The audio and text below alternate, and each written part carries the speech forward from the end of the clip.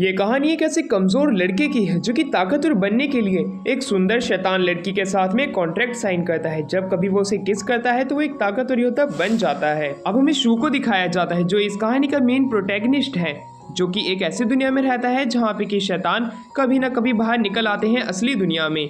पर ये शैतानों की वजह से काफ़ी ज़्यादा नुकसान भी होता है जिसमें लोग भी मारे जाते हैं। इसी प्रकार शू की फैमिली भी मारी गई थी, पर वहाँ की सरकार ने इसे आग का हादसा बता के इस चीज़ को छिपा लिया था।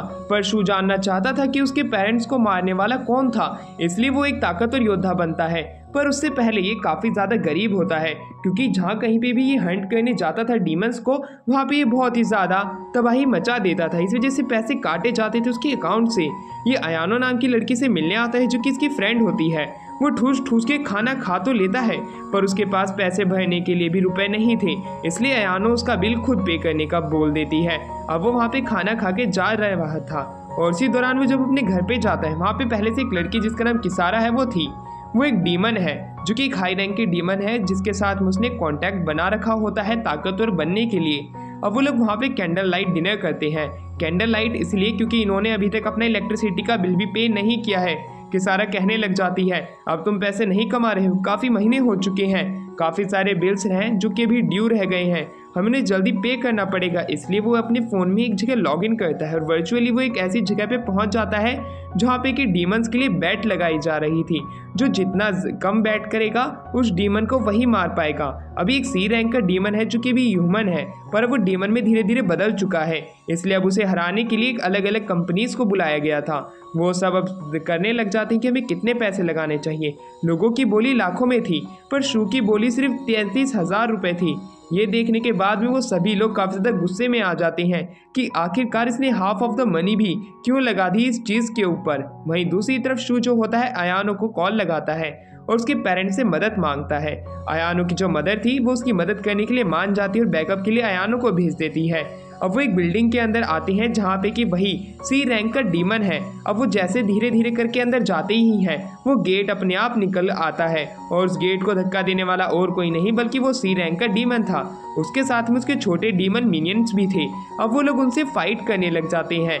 धीरे धीरे करके वो मिनियंस पे अटैक करते हैं और उसे काफ़ी ज़्यादा इंजर्ड भी कर देते हैं। पर सबसे ज्यादा परेशान कर देने वाला वो सी रैंक का डीमन था। शू जो होता है वो भाग के उसके पीछे जाने की कोशिश करता है और उस पर अटैक कर देता है। अब उसके वो दिल के आर पार गोली चला तो देता है, पर वापस से रीजनरेट हो जाता है और शू को पीछे कर देता है। डीमंस को मारने के लिए उनके कोर के ऊपर हमला करना जरूरी है, पर तभी वहाँ पे किसारा आ जाती है जब शू पे वो अटैक कर रहा था। किसारा उसका एक हाथ काट देती है और उसके बाकी जगहों पे भी अटैक करने के लिए वो आगे बढ़ जाती है। वो धीरे धीरे करके उसके मिनियंस को मारते हुए आगे जा रही होती है। वो अभी अपनी फुल डीमन फॉर्म में नहीं आई थी, वो अभी नॉर्मल फॉर्म में रह के ही फाइट कर रही थी। वो डीमन अब किसारा के ऊपर भारी पड़ने लगता है, इसलिए किसारा कहती है कि अब तुम्हें मुझे चार्ज करना पड़ेगा। ये बात सुनते ही शू का चेहरा उतर जाता है और अब वो उसे लिप टू लिप एक किस देने की वादा करता है। और वो दोनों जब एक दूसरे को किस करते हैं तब अपने आप ही किसारा की जो पावर है वो काफ़ी ज़्यादा बढ़ जाती है। वो एक हाई रैंक के डीमन में ट्रांसफॉर्म हो जाती है। उसकी ताकत पहले से ज़्यादा थी, इसलिए वो बड़ी ही तेज़ी से बाकी के डीमंस मिनियंस को मारने लग जाती है और अब वो बड़े डीमन के ऊपर भी अटैक करने जाती है। पर उसी दौरान वहाँ पे अयानो से मिल जाती है। अयानो और उन दोनों में एक खासकर लड़ाई है शू के लिए, इसलिए वो दोनों उन डीमन से फाइट करते दौरान खुद से भी फाइट करने लग जाते हैं। पर ये डीमन के लिए काफ़ी ज़्यादा अच्छी बात थी, इसलिए शू जो होता है उन दोनों की लड़ाई को रुकवाने की कोशिश कर रहा होता है, क्योंकि बाकी के लोग इनकी फाइट को नहीं रुकवा सकते हैं क्योंकि ये दोनों काफ़ी ज़्यादा ताकतवर हैं। शू उनके पास में जाते उन्हें कहता है कि सबसे पहले हमें डीमन को मारना पड़ेगा। और वहीं दूसरी तरफ हमें दिखाया जाता है कि कैसे अपनी जो किसारा थी वो कहने लग जाती कि तुम अयानो के साथ डिनर पे गए थे, इसलिए मैं तुमसे गुस्से में हूँ। ये बात सुन के अब शू जो होता है उसे अपनी अपार्टमेंट की एक स्पेयर की दे देता है जिससे कि वो उसका भरोसा जीत सके। और ये चीज़ देखने के बाद में किसारा जो होती है काफ़ी ज़्यादा खुश हो जाती है। उसे एक छोटी सी ब्राइब यानी कि स्पेयर की मिल गई थी। अब वो बड़े डीमन का ध्यान भटकाने के लिए आगे जाती है और उस पर अटैक करने लग जाती है। जैसे ही डीमन का ध्यान भटकता है, शू अपनी गन को रिलोड करता है, उस डीमन पे अटैक कर देता है। उसकी कोर ब्लास्ट हो जाती है उस शॉट से, यानी कि उन्होंने डीमन को हरा दिया था। अगला दिन शुरू होता है जहाँ पे कि शू को वही बासी खाना मिलता है जो कि किसारा ने बनाया होता है। किसारा पैसे कमाने के लिए अलग अलग साइट पे काम ढूंढने लग जाती है। है जिससे कि वो पैसे अर्न कर सके, क्योंकि अगर पैसे नहीं होंगे तो वो भूखे मारे जाएंगे। वो अब वहाँ पे अपने खर्चे भी गिनने लग जाती है और शू को जल्द से जल्द कोई काम पकड़ने के लिए कहती है, जिस पे शू कहता है कि तो ठीक है, मैं जल्द से जल्द काम पकड़ लूँगा। और फिर हमें बताया जाता है पिछले दिन जो उन्होंने पैसे कमाए थे वो उन्होंने बिल्डिंग को डैमेज कर दिया था, इसलिए उन्हें पैसे वहाँ देने पड़े थे। वहीं किसारा जो होती है वो शू को कहती है, तुम्हें जल्द से जल्द काम ढूंढना पड़ेगा, वरना मुझे ही काम करना पड़ेगा तुम्हारे बदले भी, क्योंकि अब इस घर का खर्चा चलाना काफ़ी ज़्यादा मुश्किल हो चुका है। अब वो ये कहने के बाद में अपनी हाई स्कूल के लिए निकल जाती है और वहीं पे उसकी जितनी भी फ्रेंड्स थी वो किसारा को कहने लग जाती है, तुम्हारा बॉयफ्रेंड तो काफ़ी ज़्यादा गरीब है, तुम उसके साथ क्यों रहती हो, तुम इतनी सुंदर हो। जिसके ऊपर वो कहती है वो गरीब नहीं है, बस उसे काम नहीं मिल रहा है, वो दिल का काफ़ी ज़्यादा अच्छा है। कि तभी वहाँ पे मिखाइल नाम का एक लड़का आ जाता है जो कि इस सिटी के मेयर का बेटा है और वो अपनी स्कूल का प्रेसिडेंट भी है। वो उसे सेट करने की कोशिश करने लग जाता है, ये कहते हुए कि मैं तुम्हें चोको दूंगा, जिसके ऊपर वो मना कर देती है। वहीं रात के समय में हमें एक पार्टी को दिखाया जाता है जिसके अंदर वो लोग जाने के वादा करते हैं। मिखाइल उसे लेके जाएगा पर वो वहाँ से चली जाती है। अब वहीं दूसरी तरफ शू जो होता है वो अयानो के पास जाता है, उससे काम मांगने लग जाता है। अयानो जो होती है वो उसकी एक्स गर्लफ्रेंड रह चुकी थी और वहीं दूसरी तरफ शू इसीलिए ही उससे मदद मांग रहा होता है। पर दूसरी तरफ अयानो कहने लग जाती है कि तुमने तो मुझे छोड़ दिया था, जिसके ऊपर शू कहता है वो तुम्हारे पेरेंट्स की वजह से मैंने तुम्हें छोड़ा था और तुम्हारी कंपनी को भी। पर वहीं अयानो कहती है कि तुम काफ़ी ज़्यादा तबाही मचा देते हो जहाँ पे भी जाते हो, जिस पे शू कहता है कि अगली बार वो इन चीज़ों का ध्यान रखेगा, जिसके ऊपर अयानो मान जाती है और वो अपनी मदर को कॉल लगा ही रही होती है कि तभी उसके फ़ोन के ऊपर एक नोटिफिकेशन आती है। वो जैसे ही अपनी फ़ोन की नोटिफिकेशन ओपन करती है उसके अंदर किसारा और अयानो के साथ ही यानी कि उसके एक्स बॉयफ्रेंड शू की फ़ोटो होती है। वो चिढ़ जाती है और वो वहाँ से गुस्से में चली जाती है उसे बिना कोई काम दिए। अब वहीं हमें रात के समय दिखाया जाता है कि हंटर एसोसिएशन जो होती है जो कि डीमंस को हंट करती है, उसके एक सेक्रेटरी जो होता है वो बताता है कि मेयर के ऊपर हमला होने वाला है, हमें अलग अलग एजेंसी के लोगों को ढूंढना पड़ेगा और वो मेयर की सुरक्षा के लिए काम करेंगे, जिसके ऊपर हमें अयानो की मदर को वो टास्क एक्सेप्ट करते हुए दिखाया जाता है, ये कहते हुए कि ये टास्क पूरा हो जाएगा, जिसके अंदर वो वहाँ पे 3 लोगों को भेजती है, अयानो को, साथ में वो वहाँ पे शू को भेजती है और किसारो को भी। पर साथ में शू को उसका एक दोस्त मिलता है जिसका कि नाम माइल्स है। माइल्स वही आदमी है जिसने कि पहले शुरुआत में शू को पाला था उसके पेरेंट्स की डेथ के बाद में, इसलिए वो अपने आप वो जो होता है माइल्स उसको अपने पेरेंट्स की तरह ही मानता है और वो दोनों स्मोक करते हैं। काफ़ी देर स्मोक वो कर लेते हैं जिसके बाद में शू से पैकेट मांगता है क्योंकि उसके पास में बाद में स्मोक करने के पैसे नहीं थे, उसे फ्री की बीड़ियाँ मिल गई थी। तो दूसरी तरफ में किसारो को दिखाया जाता है जो कि टेस्टी खाना देखने के बाद में उन्हें पैक करने का सोचती है क्योंकि घर पे वो खाना बनाने के लिए पैसे नहीं थे। वो अपने सीक्रेट स्टोरेज से टिफिन बॉक्स निकालती है कि तभी वहाँ पे मिखाइल आ जाता है। मिखाइल को देख के वो शर्माने लग जाती है। वहीं मिखाइल कहता है अगर तुम मेरी गर्लफ्रेंड बन जाओ तो मैं इस तरह की दावत तुम्हें रोज रोज दूंगा। वहीं दूसरी तरफ उसके जो फादर थे अब वो वहाँ पे स्पीच देने लग जाते हैं कहते हुए कि मैं इस जगह को काफ़ी ज़्यादा डेवलप कर दूंगा, तुम लोग मेरा साथ दो, मैं न्यू तरह के ड्रग्स लेके आऊँगा, ड्रग्स यानी कि दवाइयाँ। इस तरह की बात लोगों को काफ़ी ज़्यादा इम्प्रेस कर देती है क्योंकि वो इंफ्रास्ट्रक्चर्स को भी बदलने की बात करने लग जाते हैं। पर शू को पता था कि ये झूठी ही बातें करते हैं जैसे कि बाकी लोगों ने की थी इंडिया के इलेक्शन में। पर तभी उसके पीछे से एक डीमन आ जाता है, वही डीमन उसके ऊपर हमला करने वाला था क्योंकि वो डीमन एक पहले इंसान रह चुका था और उसके पास में सोचने और समझने की ताकत तो थी। ये एक ऐसा फिनोमिना है जिसके अंदर एक इंसान को काफ़ी सारे डीमंस एक साथ मिलकर करप्ट कर देते हैं उसकी ख्वाहिशें पूरी कराने के लिए, और जब वो इंसान ऐसा कर लेता है तब वो अपने लालच में आके यानी कि अपने बदले को पूरा करने के लिए ऐसा कर बैठता है। मेयर को मारने के लिए डीमन यहाँ पे आया हुआ था उसकी कॉन्फ्रेंस के अंदर कि उसी दौरान जो हमारी केसारा थी वो ये चीज़ नोटिस कर लेती क्योंकि वो भी एक डीमन थी। वो उसे पकड़ती है और वॉल की आर पार ले जाते हुए उसे पीछे की तरफ धक्का दे देती है जिससे कि वो उससे खुले मैदान में फाइट कर सके बिना लोगों को चोट पहुंचाए। कसारा जो होती है उस डीमन के ऊपर अटैक करती है कि अयानो बीच में आ जाती है, वो गन से अपने साथी के साथ में उस पर फायर करने लग जाती है। डीमन वहां से भाग जाता है। डीमन बिल्डिंग के आर पार हो सकता था वॉल के साथ में। अयानो अपने कपड़े फाड़ती है और उसे अच्छे से पकड़ने के लिए चली जाती है जैसे कोई ब्लू हेयर बैडी भागती है।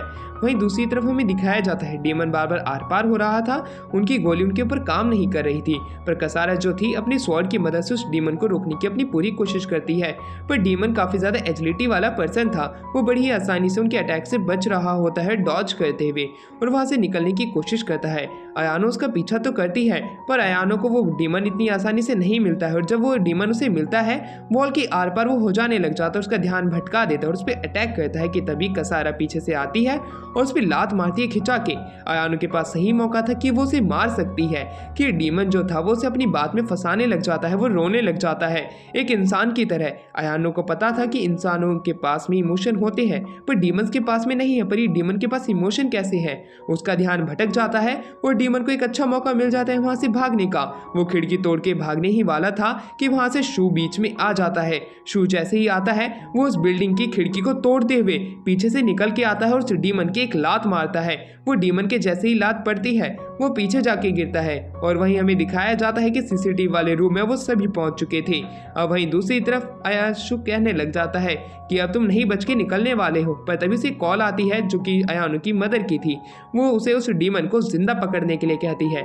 जिंदा पकड़ने के लिए उनके पास वेपन नहीं थे क्योंकि उन्होंने आज तक किसी डीमन को जिंदा पकड़ा ही नहीं है, सीधा उन्होंने कत्लेआम किया है डीमंस का। इसलिए वो लोग अब एक ऐसा प्रोडक्ट ढूंढने लग जाते हैं जिससे कि वो इस डीमन को पकड़ सके जिंदा, क्योंकि अगर वो उसे नॉर्मली पकड़ेंगे तब हाथापाई के अंदर उसकी मौत भी हो सकती है। वो प्रोडक्ट बुक करने वाला था कि उसे पता चलता है जितना उसे पेरोल यहाँ से मिलेगा उतने ही पैसे का तो ये इक्विपमेंट होने वाला है। पहले कसारा उसे मना करती है ये चीज़ लेने से, पर डीमन वहाँ से भाग जाएगा, उन्हें ये चीज़ पता थी और इसीलिए वहीं डीमन को मौका मिल जाता है कि वहाँ से भागने का। कि उसी दौरान शू जो होता है उस प्रोडक्ट को ऑर्डर कर देता है। जैसे ही उस प्रोडक्ट को वो ऑर्डर करता है वो ऑर्डर जोमेटो की स्पीड की तरह आता है, एक विपरीत स्पीड जो कि काफ़ी ज़्यादा तेज होती है, इंडिया की जोमेटो की तरह नहीं। वहीं दूसरी तरफ अब हमें बताया जाता है कि कसारा जो थी वो उसे ये प्रोडक्ट तो बाय नहीं करना चाहती थी, पर वो प्रोडक्ट डिलीवर हो जाता है। वो प्रोडक्ट की डिलीवरी ऐसी होती है कि जैसे ही डीमन नीचे गिरता है उससे आके वो ट्रक टकरा जाता है, जिससे कि डीमन उसी जगह पे बेहोश हो जाता है। लेडी वहां पे आती है और उसे अपना ऑर्डर कंफर्म करने के लिए कहती है, पर शू मना कर देता है क्योंकि उनकी डिलीवरी ऐसी थी कि वो डीमन बेहोश हो चुका था। अब वहां पे हमें एम्बुलेंस को दिखाते हैं जो कि एम्बुलेंस डीमन को ले जाती है। इस प्रकार शू ने और कसारा ने काफी सारे पैसे अर्न कर लिए थे, पर शू को अपने घर पे एक एनवेलप मिलता है जिसमें उसे अच्छी खासी इन्फॉर्मेशन मिलती है डीमन से रिलेटेड। ये बात वो कसारा को बताता है और अयानो के पास वो इस चीज को कंफर्म करने के लिए जाता है। अयानो से वो बात करने लग जाता है। अयानो एक सुंदर ड्रेस पहन के आई थी, पर दूसरी तरफ शू अपनी भिखमंगो वाली ड्रेस में आया था। वहीं दूसरी तरफ हमें अंडर एसोसिएशन में दिखाया जाता है कि कैसे वहाँ पे अलग अलग न्यूज आ चुकी थी एक डीमन से रिलेटेड। वो वापस से बिड करने के लिए कहते हैं, जिसके अंदर शू जो होता है सबसे कम पैसे बिड करता है इस काम को करने के लिए। इसलिए हंटर एसोसिएशन जो होती है ये काम उसे सौंप देती है, पर उसे कैटरपिलर को मारना था जो कि एक डीमन की फॉर्म में था। इस चीज को करने के लिए उन्हें अच्छे खासे पैसे भी मिल सकते हैं, पर शायद से ये चीज काफी ज्यादा न्यू होने वाली है उन लोगों के लिए, क्योंकि उन्हें कुछ भी नहीं पता है कि कैटरपिलर के अंदर क्या चीज निकल सकती है। शू जो होता है पैसे के लिए कुछ भी करने के लिए तैयार था। हंटर एसोसिएशन का जो मालिक था वो उसे ये काम करने के लिए इजाजत दे देता है, पर बाकी के डीमन हंटर्स की जितनी भी कंपनियां थी वो सब उससे काफी ज्यादा गुस्सा थी। अब हमें साइड पे दिखाया जाता है कि काफी सारे लोग वहां पे आ चुके थे, कुछ टैंक में भर के तो कुछ मिसाइल्स लेके। अब वो उस कैटरपिलर के ऊपर अटैक करते हैं, उसे बर्फ से जमा देते हैं। उन्होंने सोचा था कि उसके टुकड़े कर देंगे, पर उसमें एक बड़ी सी बटरफ्लाई मॉन्स्टर यानी कि डीमन बाहर निकल के आती है। एक एक करके वो सारे ड्रोन्स को खत्म करने लग जाती हैं और टैंक्स के ऊपर वो अटैक करने लग जाती हैं। लोग एक एक करके उसके सामने मर रहे होते हैं। अयानो बचने की कोशिश करती है, पर अयानो को उसने अपना टारगेट बना लिया होता है, इसलिए शू का ध्यान उसके ऊपर जाता है। वो अयानो को बचाना चाहता था, इसलिए वो कसारा के साथ में वापस से कांटेक्ट करता है और उसे एक बहुत ही अच्छी खासी किस दे देता है।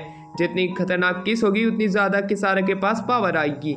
जैसे ही अयानो मरने वाली थी कि तभी वहां पे हमें दिखाया जाता है कसारा आ जाती है। कसारा जो होती है एक एक करके सारे स्टोन्स को तोड़ देती है और अयानो को बचा लेती है। डीमन से वो फाइट करने के लिए जाती है, पर डीमन वाकई में काफी ज्यादा ताकतवर था, वो कसारा के अटैक को रोक पा रहा था। कसारा को अब उससे फाइट करने में दिक्कत होने लग जाती है क्योंकि वो डीमन का डिफेंस काफी ज्यादा ताकतवर था, उसे मौका नहीं मिल रहा था उसके ऊपर अटैक करने का अच्छे से। तभी वो अपनी पूरी पावर का इस्तेमाल करती है और उसके पेट में अटैक करने की कोशिश करती है और उसके अंदर एक छोटा सा छिद्र बना देती है। उसी का फायदा उठा के पीछे से शू अपनी गोली चला देता है और उस गोली के आर पार होने से उसके पेट में काफी ज्यादा डैमेज पहुंच जाता है। इस प्रकार बटरफ्लाई को गुस्सा आ जाता है और वो अपनी फुल पावर को अनलिश कर देती है। इसी प्रकार शू के पास एक मौका था, वो अपनी गोली उसके ऊपर वापस से चार्ज कर देता है और ये ऐसी गोली थी कि उससे वो डीमन वहीं पे मारा जाता है। रात के समय में अब हमें दिखाया जाता है कि कैसे अयानो जो होती है अपने कुछ टीम मेंबर्स के साथ में एक यार्ड की तरफ जाती है और वहां से एक स्टोर रूम के अंदर पहले से ही काफी सारे लोग मरे हुए थे। वो इधर से उधर देखते हैं, वहाँ पे एक डीमन की उन्हें प्रेजेंस महसूस होती है जो कि इनके ऊपर गोली चला रहा होता है और उसी वजह से ये लोग मारे गए थे। एकदम से धीरे धीरे करके अयानो अपने साथियों के साथ आगे बढ़ने लग जाती है कि तभी उसी दौरान वो डीमन उनके सामने आ जाता है। वो डीमन उनके ऊपर अंधाधुंध गोलियां चलाने लग जाता है। उसकी गन अपने आप मशीन की तरह उनके ऊपर फायर कर रही थी कि उसी दौरान अयानो का एक साथी ऊपर से स्नाइपर चलाता है और उस डीमन के ऊपर अटैक करता है और एक मिसाइल चला के उसे खत्म कर देता है। पर वहाँ पे डीमन के पास में ही काफी सारे माफियाज भी थे जो कि एक एक करके मारे जाते हैं, पर कुछ माफिया अभी भी जिंदा थे, इसलिए पुलिस उन्हें पकड़ के एम्बुलेंस में ले जाने लगती है। माइल्स से बताता है कि माफिया के बीच में छिड़ी हुई एक लड़ाई थी जिसके अंदर अभी भी एक लड़का जिंदा था जो कि उस माफिया से बच चुका था। माफिया इतना ताकतवर नहीं था वरना सभी लोग मारे जाते। वहीं दूसरी तरफ जो माफिया जिंदा था जिसे कि एक एम्बुलेंस में डाल रहे थे, उसे उसकी बंदी यानी कि एक गर्लफ्रेंड देख लेती है। वो उसके साथ चलने के लिए कहने लग जाती है, पर पुलिस वाले उसे रोक लेते हैं ये कहते हुए कि वो एक माफिया है, हम आपको उसके पास नहीं जाने देंगे। दूसरी तरफ शू और कसारा जो थी वो कैंडल लाइट डिनर करते हैं और उसे ऑनलाइन पोस्ट कर देते हैं क्योंकि उन्होंने बिल अभी तक नहीं भरा था, पर खाने को उनके पास अच्छे पैसे थे, इसलिए वो रात में एक अच्छा खासा डिनर जो है वो लेके आते हैं और उसे साथ में बैठ के खाने लग जाते हैं। पर दूसरी तरफ वो जो मॉन्स्टर था उसकी कोर उन्हें नहीं मिली थी, इसलिए उन्हें ज्यादा पैसे नहीं मिले, पर इतने तो मिल चुके हैं जिससे कि वो जी सकते हैं। सुबह के समय हमें दिखाया जाता है कि कैसे शू जो होता है वो कसारे के साथ घर के बाहर आने लग जाता है ये कहते हुए कि रात को अब हम एक बढ़िया से रेस्टोरेंट में चलेंगे। पर तभी वहाँ पे हमें दिखाया जाता है कि कैसे एक लंबी और बड़ी कार उनके घर के सामने आके रुकती है। उसमें से मिखाइल आता है। मिखाइल जो था वो शू से लड़ने के लिए आया था कसारा के लिए, पर दूसरी तरफ कसारा जो होती है उसकी धन और दौलत को देख के उसके पीछे नहीं भागती है बल्कि वो शू के साथ में लॉयल रहने का वादा करती है। शू जो होता है वो मिखाइल के साथ में बात भी नहीं करना चाहता था क्योंकि उसे पता है कि वो एक नंबर का बेवकूफ़ है और उल्लू का पट्टा है, अगर वो इससे बात करेगा तो उसका टाइम वेस्ट होगा। कि तभी वहाँ पे हमें कसार को दिखाया जाता है कि वो अयानो को नोटिस कर लेती है। वो अयानो के पीछे जाती है जो कि एक आदमी के साथ थी। वो उसकी गलत फोटो खींचती है और ऑनलाइन पोस्ट करते हुए ये कह देती है कि इसका अफेयर चल रहा है। इस तरह की पोस्ट जो होती है वो सारी की सारी पोस्ट हमारा शू देख लेता है। शू को जब पता चलता है कि कसारा अपने मेन अकाउंट पे ये सारी चीज़ें अपलोड कर रही है तो वो अयानो से माफ़ी मांगता है उसके बदले। वहीं दूसरी तरफ अयानो जो होती है वो उसे उस आदमी से मिलवाती है जो कि खुद को डिटेक्टिव बताता है जो कि हंटर एसोसिएशन का ही है। ये यहाँ पे कुछ चीज़ों के बारे में पता करने के लिए आया है कि ये माफिया कौन थे, इनकी फाइट क्यों हुई, डीमन उनके पास में क्यों आया। साथ ही साथ में वो शू के मदर और फादर के एक्सीडेंट के बारे में भी जांच कर रहा है जो कि अयानो ने उसे ऑर्डर दिया था, जिसके ऊपर शू गुस्सा हो जाता है। अयानो को कहता है कि आखिरकार तुमने मुझसे बिना पूछे इस तरह के ऑर्डर क्यों दिए। इस तरह का उसे गुस्सा होते देख के अयानो खुद भी दुखी हो जाती है। वहीं दूसरी तरफ वो दोनों अब वापस से शांत हो जाते हैं। डिटेक्टिव को एक कॉल आती है कि एक जगह पे हमें उस बंदे को दिखाया जाता है माफिया के जिसे कि हॉस्पिटल ले जाया गया था जहाँ पर उसकी बंदी फुट फुट के रो रही थी। उसी आदमी का कत्ल हो चुका है। ये बात जान के वो काफ़ी ज़्यादा हैरानी में थे। माइल से पूछते हैं कि आखिरकार ये किसने किया, जिसपे वो बताता है कि जो कि इनके राइवलरी थी एक माफिया गैंग से, उन्होंने ही आके इसे मारा है। इसमें किसी डीमन का हाथ नहीं है क्योंकि इसे मारते दौरान एक छोटे से चाकू का इस्तेमाल किया गया था जिसके ऊपर ह्यूमंस के ही फिंगरप्रिंट थे। इससे कि हम इस बात पे पहुंच सकते हैं कि इसमें डीमन का हाथ नहीं है, इसे इनकी राइवल गैंग ने ही मारा है।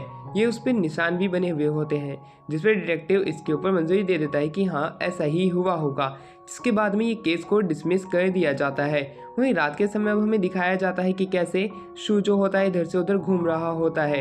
वो अयानो को मनाने के लिए आया होता है कि वो भी उसके मदर और फादर के एक्सीडेंट के बारे में जांच करना चाहता है, इसलिए उसे अलग अलग लोगों की तस्वीर दिखाता है जो कि इस एक्सीडेंट में जुड़े हो सकते हैं। वो अयानो को कुछ और जानकारी देने के लिए कहता है, अयानो से मना कर देती है। और वहीं दूसरी तरफ अब जो हमारा शू होता है वो उसे कहता है क्यों ना तुम मेरी टीम में ही आ जाओ। ये बात सुन के अयानो उस पर और भी ज़्यादा गुस्सा हो जाती है ये कहते हुए कि तुम 3 साल भी ऐसे ही थे, जब कभी तुम्हें ज़रूरत पड़ती तब तुम इसी तरह चिकनी चुपड़ी बातें करते थे। ये सारी चीज़ें बताते वो कहने लग जाती है कि तुम्हें कुछ 3 महीने पहले वाली बात भी याद नहीं होगी। और वो 3 साल पहले की बात बताने लग जाती है कि किसी को ढूंढने के लिए वो एक पूरी रात नहीं आया था जबकि अयानो ने उसके लिए खाना बना के तैयार रखा था। वो काफ़ी दिनों तक गायब रहा था। और वहीं दूसरी तरफ अयानो को सामने शू जो होता है ये सारी बातें भूलने की बात करने लग जाता है कि उसे ये चीज़ें याद नहीं है, जिसपे अयानो काफ़ी ज़्यादा गुस्से में रोते हुए चली जाती है। वहीं हमें दिखाया जाता है कि एक जगह पे पुलिस जो थी वो एक गेट पे खड़ी हुई थी। उन्हें ऐसा लग रहा था जिस बंदे को मारा गया था उसकी राइवल वाली गैंग के ऊपर किसी ने अटैक कर दिया है। वो उसके अंदर तो जाते हैं उस कमरे के, पर वहाँ पे काफ़ी ज़्यादा खून बिखरा हुआ था, इसलिए वो डर के मारे बाहर आ जाते हैं क्योंकि उन्हें पता नहीं है कि अंदर क्या चीज़ हो सकती है और वो बिना जाने ऐसे अंदर जाएंगे तब वो मारे जाएंगे। इसलिए वो बाहर ही इंतज़ार करते हैं और अंदर से काफ़ी ज़ोर की आवाज़ आने लग जाती है। वहीं दूसरी तरफ अयानो रो रही होती है एक ब्रिज के नीचे और उसके पास में कसारा आती है। कसारा वहाँ पे आके कहती है जो कुछ भी तुम शू से जानना चाहती हो वो मेरे दिमाग में है, उसकी सारी मेमोरीज मेरे पास है। हमारे बीच में एक ऐसा कॉन्ट्रैक्ट हुआ है जिसके अंदर कि मैं उसकी मेमोरीज को कभी भी खा सकती हूँ क्योंकि उसने अपनी सोल मुझसे सेल नहीं की है। इनका कॉन्टैक्ट शू की मेमोरीज पे चलता हुआ आ रहा है। ये बात जान के तो अयानो काफी ज्यादा गुस्से में आ जाती है कि वो अयानो की वो मेमोरीज खा रहा है जो कि वो अपने पास रखना चाहता है, जिस पे हमारी कसारा कहती है कि मैं वो मेमोरीज इसलिए खाती हूँ क्योंकि वो उसे काफी ज्यादा दुख देती है। उसकी ये बात वो सुन के काफी ज्यादा हैरान थी। अब वो वहाँ से जाने लग जाती है। वहीं दूसरी तरफ हमें दिखाया जाता है कि गार्डन के अंदर हमारा शू बैठा हुआ होता है और बीड़ी पी रहा होता है जो कि उसे माइल्स से मिली थी। अयानो वहाँ पे आ जाती है। वो अयानो से माफ़ी मांगने की कोशिश करता है कि तभी उसके पास में एक एरो आता है जिसके ऊपर एक मैसेज था ये बताते हुए कि वहाँ पे जो उस बंदे को मारा गया था माफिया के, उसकी राइवल गैंग के अंदर काफ़ी ज़्यादा लड़ाई हो रही है। उसे वो एड्रेस मिल जाता है। वो बड़ी तेज़ी से साइकिल से उस जगह के पास में जाता है और उस कमरे के अंदर घुस जाता है। वो एक हंटर है जिसे कि डीमन से लड़ने का काफ़ी ज़्यादा अनुभव है, इसलिए पुलिस वाले उसे रोकते भी नहीं है। अंदर एक लड़की को हमें दिखाया जाता है जो कि डीमन से फाइट कर रही होती है। वो डीमन को रोकने की अपनी पूरी कोशिश कर रहा होता है और वो गर्ल डीमन जो थी वो एक एक करके सारे गैंगस्टर्स को मारने लग जाती है। जितने भी गैंगस्टर उसके सामने आ रहे थे वो उनकी गोली को डॉज करते हुए उनके थ्रोट को ही कट कर रही होती है, पर हमारा शू जो होता है उसे रोकने की पूरी कोशिश करता है पर उसे रोक नहीं पाता है। वो लड़की जो होती है उसके आने पे वॉशरूम की तरफ में बढ़ जाती है। जैसे वहाँ पे जाता है वहाँ पे काफ़ी सारे मिरर्स थे। अब मिरर्स के वो आर पार हो रही थी, इसे जिससे शू को काफ़ी ज़्यादा दिक्कत आ रही थी उस पर एम करने से, इसलिए वो उसको नहीं मार पा रहा होता है। वहीं डीमन जो थी उसके पास सही मौका था शू को इंजर्ड करने का, पर वहाँ पे वो शू को भी इंजर्ड नहीं कर पा रही थी और शू भी उसके अटैक को डॉज कर रहा था। और जैसे ही उसे एक मौका मिलता है तब वो डीमन जो होती है वो शू का ध्यान भटकाती ही नहीं मिरर्स के अंदर अपने रिफ्लेक्शन को दिखाते हुए वहाँ से भाग जाती है। अब वहाँ पे जितने भी लोग थे वो सारे के सारे मरे हुए थे। उन सभी का हाथ एक बंदे को मारने में था। ये सारी चीज़ें ये हमारी डिटेक्टिव जो थे कंक्लूड कर रहे होते हैं। उसी दौरान माइल्स बताता है कि वही आदमी था जिसने कि उस हॉस्पिटल के अंदर उस माफिया के बंदे को मारा था। वहीं वो बंदा जो होता है वो कहता है वो कोई डीमन नहीं बल्कि वो उसी की ही गर्लफ्रेंड थी। इस तरह की बात सुन के वो सभी लोग हैरान थे, क्या उस माफिया के बंदे की गर्लफ्रेंड जो कि एक डीमन बन चुकी है और सभी को मार रही है। वो इससे एक चीज़ ये पता लगा चुके थे कि जो कोई भी उसकी मौत का जिम्मेदार था उसकी गर्लफ्रेंड जो है वो उन सभी को मार देगी। इसके अंदर अयानो भी थी, यानी कि अयानो के ऊपर भी खतरा है क्योंकि अयानो ने ही उस साइड पे जाके उस डीमन को रोकने की कोशिश की थी और उसे जेल करवाई थी। अयानो के ऊपर वो डीमन अटैक कर देती है। वहीं उसी दौरान हमें बताया जाता है कि कसारा को हमारे शो ने मैसेज भेज दिया था। कसारा टाइम पे पहुंच जाती है और वो अयानो को बचा लेती है। वहीं उसी दौरान शू जो होता है उस साइड से निकलने की बात करने लग जाता है क्योंकि अयानो के ऊपर खतरा है। और जैसे वहाँ पे जाता है वो वहाँ पे देखता है कि डीमन वहाँ पे नहीं था। और वहीं दूसरी तरफ हमें दिखाया जाता है कि कैसे माइल्स जो था वो कहता है कि डीमन एक जगह से दूसरी जगह काफ़ी जल्दी ट्रैवल करती है, इसलिए हमने अयानो को एक सेफ प्लेस पे रखा है। उस सेफ प्लेस के अंदर कोई भी मिरर नहीं है जिससे कि वो डीमन पहुँच सके, क्योंकि वो डीमन अपने सामने सारे माफिया के लोगों को मारने की कोशिश कर रही थी। तो दूसरी तरफ हमें शो को दिखाया जाता है कि कैसे वो तेत्सुया नाम के एक बंदे से मिलता है जो कि डिटेक्टिव है, जो कि उसके पेरेंट्स की मौत का सच का पता लगाने की कोशिश कर रहा है। वो शू को अपने साथ कोलैबोरेट करने के लिए कहता है जिससे कि उसके पेरेंट्स की मौत का वो सच जान सके। शू इस चीज़ के लिए तैयार था और रात के समय वो अयानो से मिलने उसके सेफ हाउस पे जाता है। वो वहाँ पे जाके अपनी बहन के बारे में बताता है कि मुझे लगता है कि वो जिंदा हो सकती है जिससे कि उन्होंने मरा हुआ समझा है। ये बात सुन के अयानो काफ़ी ज़्यादा सैड हो जाती है। वो उसके साथ में कुछ नाइट स्पेंड करना चाहती थी, यानी कि रोमांस के वो आवर्स जो कि हमारे लूजर फ्रेंड्स नहीं कर पाते हैं। वो उसी के ही पास में सो जाती है। वो अयानो से बात करने लग जाता है, हमारा शू ये कहते हुए कि वो उस डीमन को मारना चाहता है कि तभी वो डीमन वहाँ पे आ जाती है एक वाटर के रिफ्लेक्शन से, पर वहाँ पे कोई भी नहीं होता है कि तभी वहाँ पे कसारा जो थी उस डीमन पे अटैक करने लग जाती है। अब हमें दिखाया जाता है जो शू था वो अयानो के साथ में एक जगह पे छिपा हुआ था और कसारा जो होती है उस डीमन से फाइट कर रही होती है। वहीं दूसरी तरफ कसारा जल्दी से शू के पास जाती है और अयानो को एक हेड से मार देती है, ये कहते हुए कि तुम्हारी हिम्मत कैसे हुई कि मेरे शू के साथ तुमने वो सब किया। जिसके ऊपर अयानो कहती है कि मुझे नहीं पता है कि तुम किस चीज़ के बारे में बात कर रही हो। वो नहीं बताना चाहती थी कि उनकी नाइट कैसी गई थी। कसारा काफ़ी ज़्यादा गुस्से में थी। वो कहने लग जाती कि तुमने मुझसे गद्दारी की है और इस गद्दारी का बदला मैं लेके रहूँगी। अब उस डीमन से फाइट करने लग जाते हैं। वहीं पे उस डीमन को शू के बारे में पता चल जाता है कि कसारा उसके पीछे आ जाती है। शू जो था वो उससे हाथ से माफ़ी मांगने की कोशिश करता है, पर कसारा कहते कि अब हमें डीमन को हराना पड़ेगा, मुझे वो किस चाहिए। और वो उसकी एकदम जम के किस ले लेती है और किस लेने की वजह से वो उसकी काफ़ी सारी मेमोरीज को इरेज कर देती है, यानी कि वो पल जो कि उसने अयानो के साथ बिताए थे वो भी। अब वहीं वो डीमन से फाइट करने लग जाती है। डीमन वाकई में काफ़ी ज़्यादा ताकतवर था, वो काफ़ी ज़्यादा तेज़ था और अपने स्वॉर्ड की मदद से कसारा के ऊपर भारी पड़ने लग जाता है। पर कसारा को बचाने के लिए हमारा शू बीच में आ जाता है और उसके अपने एल्बो से एक वार करता है जिससे कि वो दूर जाके गिरती है। और वहीं दूसरी तरफ अब इनके पास एक चांस आ चुका था जब वो डीमन को हरा सकते हैं।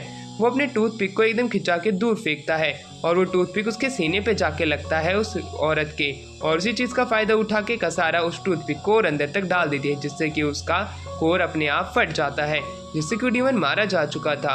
वहीं कसारा को बुरा लग रहा था क्योंकि अयानो की हिम्मत कैसे हुई कि उसने शू के साथ दिन गुजारे और रात भी, इसलिए वो चुपचाप से वहाँ से भाग जाती है बिना बताए। अब शू को उसकी चिंता होने लग जाती क्योंकि काफ़ी दिन हो गए हैं वो उसके घर पे भी नहीं लौटी है और इसी के ही बात से अयानो जो है वो उसके घर में रहने लगी है। वो उस बंदे से मिलने आया था जो कि उसको इन्फॉर्मेशन देता है डीमंस के बारे में। वो उसे एक ट्रेन स्टेशन पे बुलाता है। जैसे ही वो वहाँ पे जाता है वो उसके पीछे आ जाता है। वो उसे अपने सामने एक डस्टबिन के अंदर हाथ डालने को कहता है क्योंकि उसके अंदर उसके लिए कुछ चीज़ें हैं जो कि उसने रखी हुई है। वहीं दूसरी तरफ हमें एक प्रीस्ट को दिखाया जाता है जो कि एक नन थी। वो वहाँ पे काफ़ी सारे हंटर से फाइट कर रही थी जो कि विदेश से आई है। ये न्यूज़ देख के वो वहाँ से चली जाती है। अब हमारा शू माइल्स और बाकी के तासुया के साथ में उसे ढूंढने लग जाता है पर उसे पकड़ नहीं पाता है। हंटर एसोसिएशन बताता है वो जो नन है वो एक यूरोप की बहुत बड़ी संस्था से आई है जो कि डीमंस को मारने का काम हजारों सालों से कर रहे हैं, यानी कि वो इससे भी पुराने हैं। पर उसका यहाँ पे आने का कारण क्या हो सकता है ये इनमें से किसी को नहीं पता है। पर एक चीज़ ये पक्की थी कि ये जो कोई भी नन है जो कि यूरोप की एक संस्था से आई है वो उनकी हंटर्स को पीट रही है, इसलिए उन्हें उसे रोकना पड़ेगा, वरना ये हंटर्स अगर मर जाएंगे तो यहाँ पे डीमंस को कौन रोकेगा। जिसके ऊपर तासुये जो था वो उस लड़की को हल्का बहुत जानने की एक्टिंग करता है। उसे ऐसा लग रहा था कि उसने उसे पहले कहीं देखा है। उसके पास एक कॉल आती है, उस कॉल से उसे अपने घर के ऊपर बुलाया जा रहा होता है। वो धीरे धीरे करके अपने घर के पास जाता है पर तब इससे न्यूज़ मिलती है कि वो नन उसी के ही घर में है जो कि उससे बदला लेने के लिए आई है। ये बात जान के खुद हमारा शू भी हैरान था। वो अपने गन सामने पॉइंट कर देता है और जब वो आगे बढ़ता है वो नन जो थी उसे धक्का दे देती है जिसका नाम शैरन होता है। शैरन जो होती है उससे फाइट करने लग जाती है ये कहते हुए कि आखिरकार तुम्हारी हिम्मत कैसे हुई कि तुम वहाँ से भाग के निकल के आ गए, वो भी मुझे मरता छोड़ के। ये बात सुन के खुद हमारा शू भी हैरान था पर उसे वो चीज़ें याद नहीं थी। वो शैरन से फाइट करने लग जाता है। शैरन जो थी वो उसके ऊपर भारी पड़ने लग जाती है और शू बड़ी ही आसानी से उसकी कुछ ही किक्स और कुछ ही मुक्कों के अंदर हार जाता है। उसकी हालत काफ़ी ज़्यादा खराब हो गई थी। और वहीं दूसरी तरफ वो नन कहते हैं कि अब मुझे बता दो वो डीमन कहाँ पे है तो मैं तुम्हें जिंदा छोड़ दूंगी। जिसके ऊपर वो कुछ कह नहीं पाता कि तभी वहाँ पे कसारा आ जाती है। कसारा को देख के वो नन जो थी काफ़ी ज़्यादा खुश हो जाती है। वो उसे कहती है अगर तुम मुझे अपनी स्वॉर्ड दे देती हो और खुद को सील कर लेती हो तब मैं सोचूंगी इसे छोड़ने की। जिसके ऊपर कसारा मना कर देती है। अगले दिन अब हमें दिखाया जाता है कि कैसे शू की हालत काफ़ी ज़्यादा खराब होती है। वो बेड पे लेटा था जहाँ पे कि अयानो जो होती है वो उससे पूछती है कि आखिरकार तुम उसे जानती कैसे हो। जिसके ऊपर कसारा उसे बिना बताए शैरन से मिलने के लिए चली जाती है। शैरन ने उसे एक अबैंडन्ड प्लेस पे बुलाया होता है उससे फाइट करने के लिए।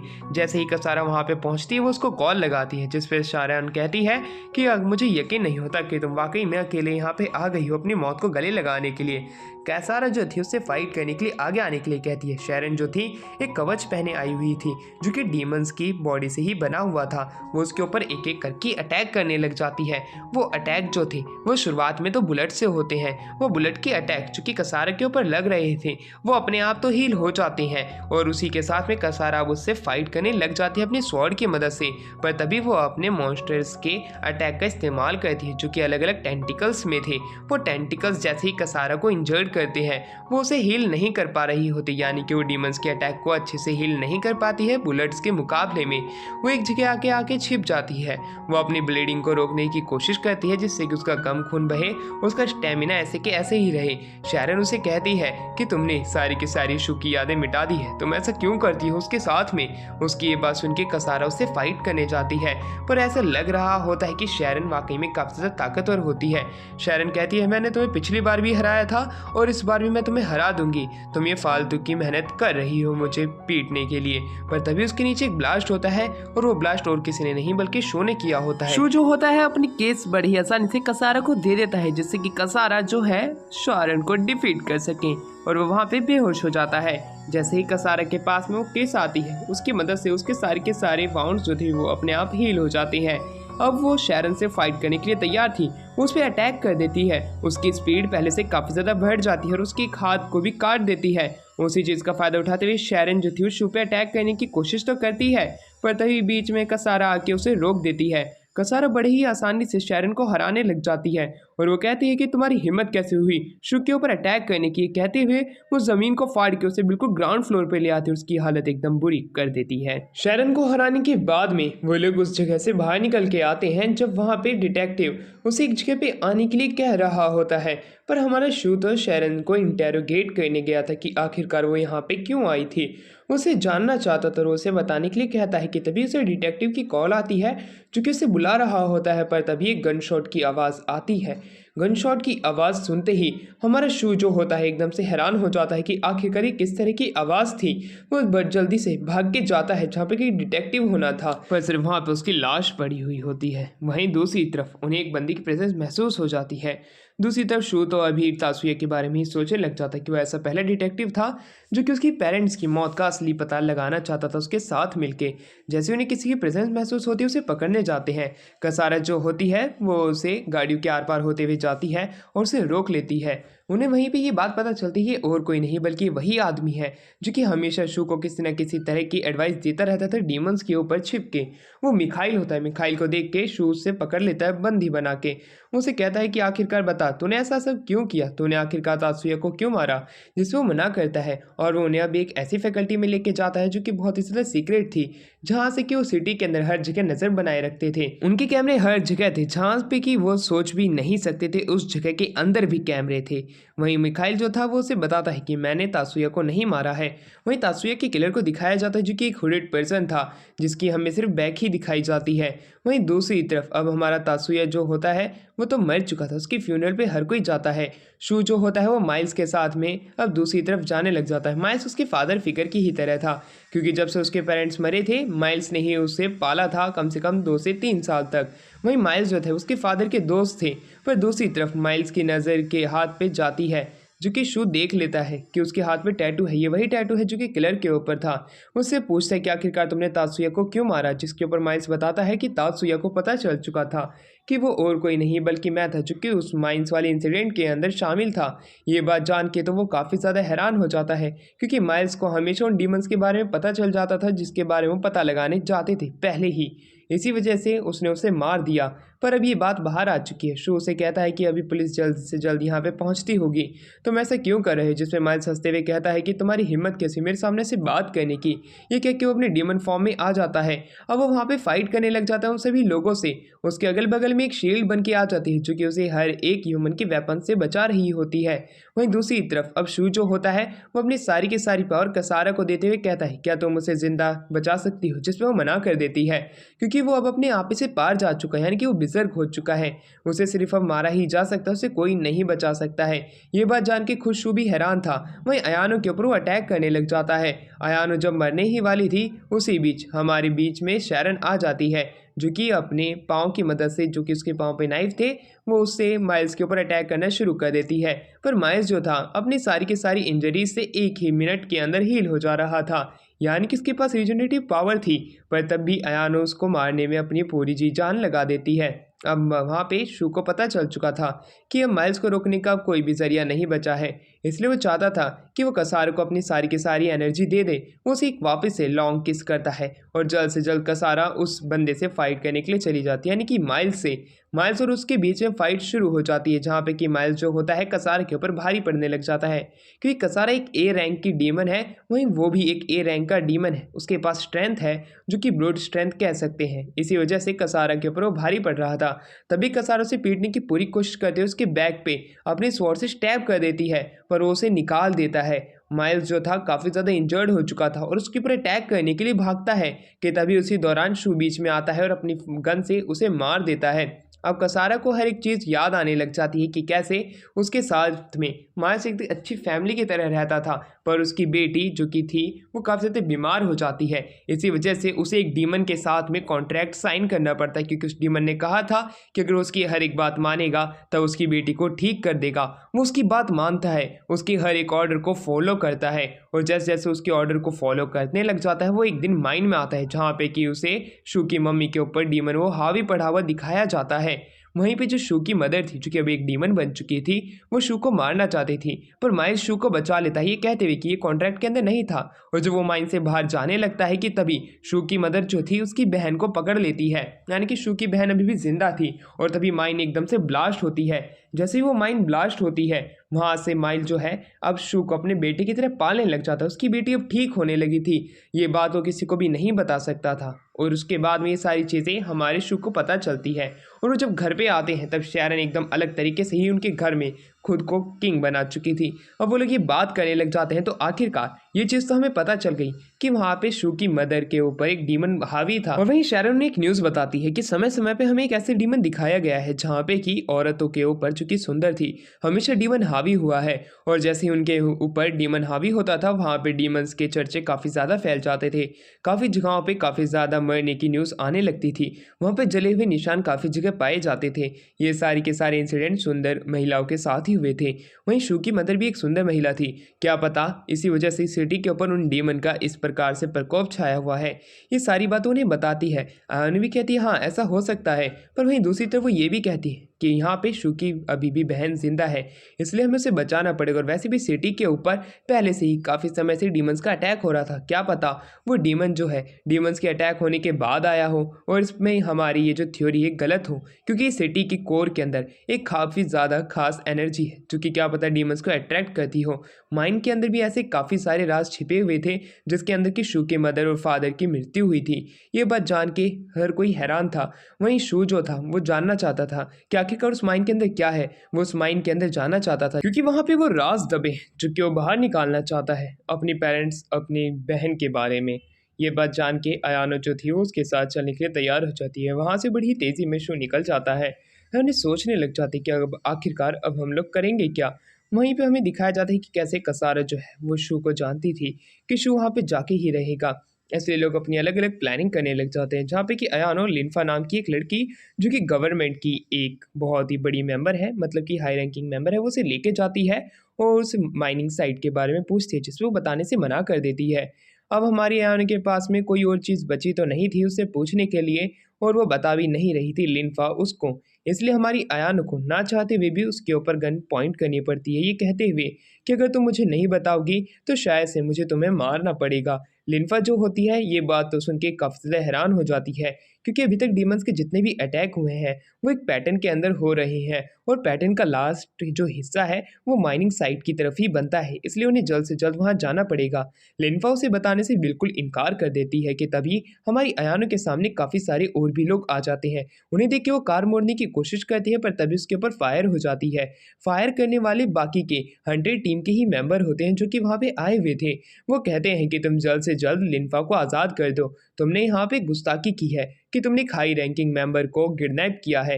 ये बात तो सुन के हमारी अयानो काफ़ी ज़्यादा हैरान हो जाती है। सस्ता कैप्टन अमेरिका जो था उनकी कार को पकड़ के हिलाने की कोशिश करता है, पर वो उससे हिलती नहीं है, वो बात अलग है।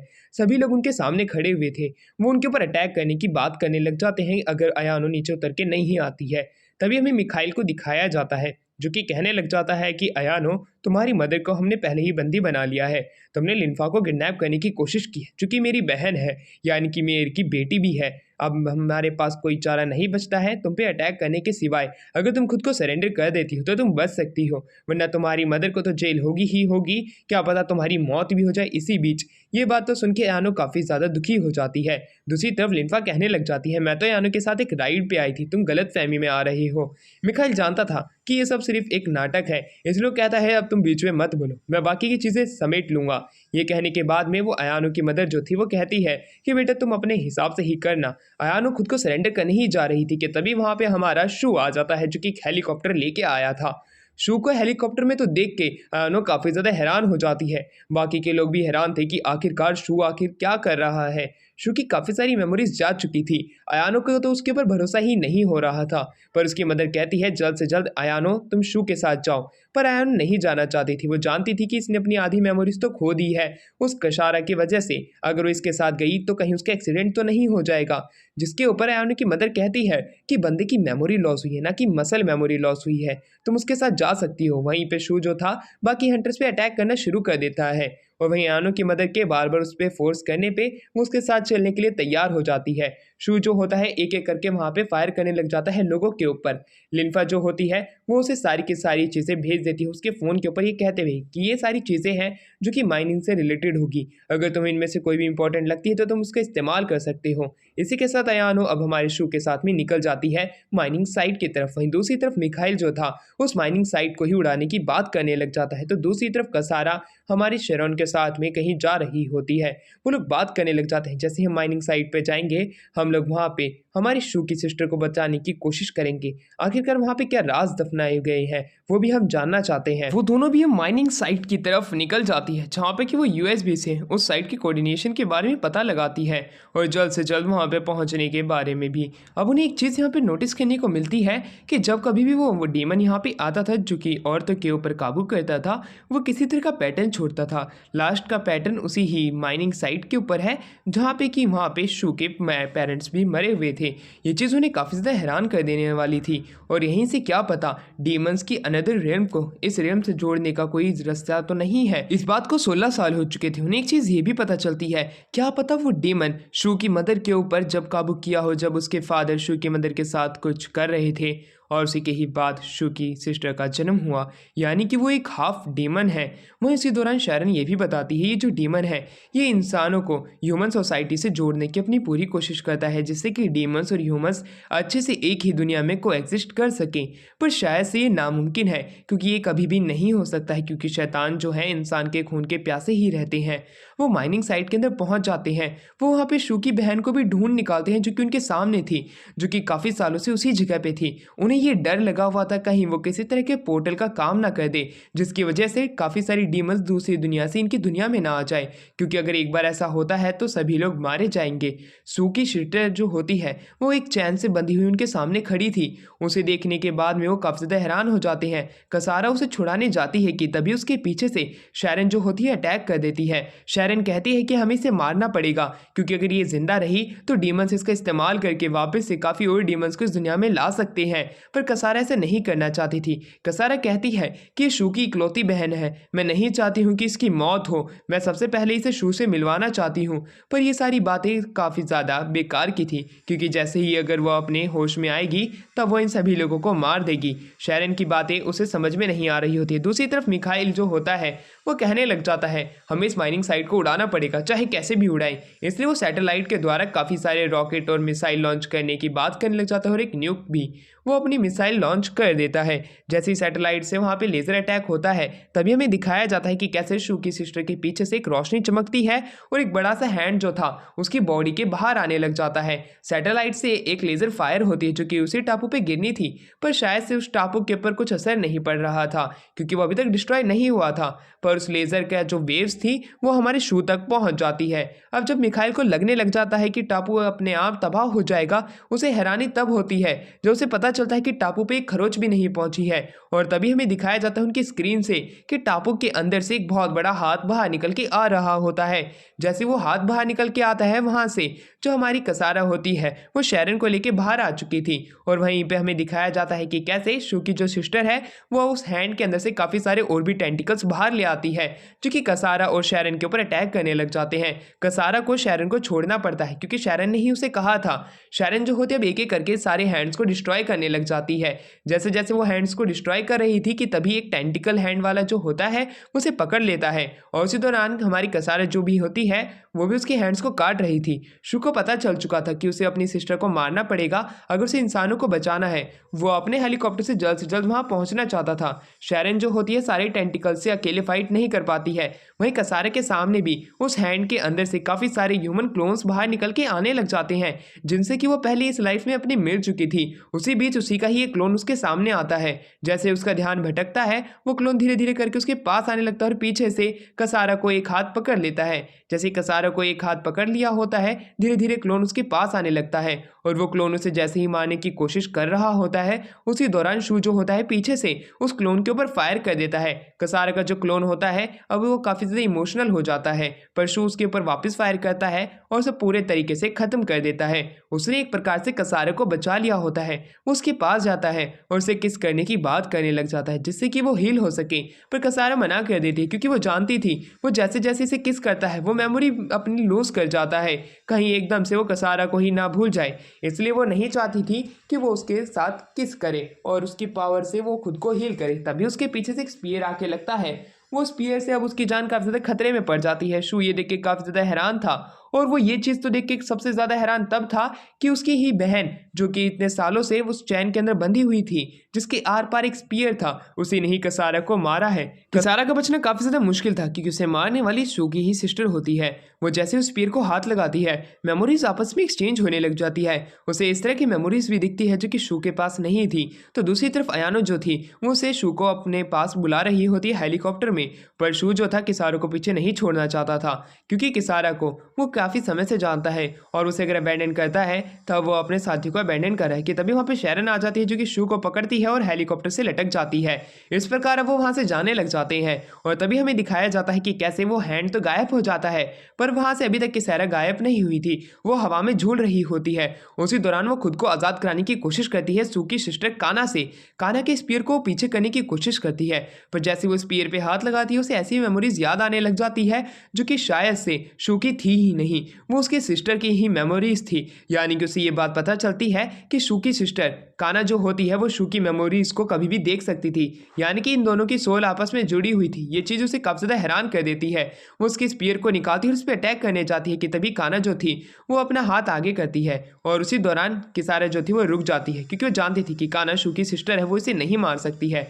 कि तभी एक ब्लास्ट होता है और जो किसारा थी वो पानी के अंदर गिर जाती है। जैसे वो पानी के अंदर गिरती है शू उसकी तरफ देख रहा होता है पर उसे वो बचा नहीं सकता था।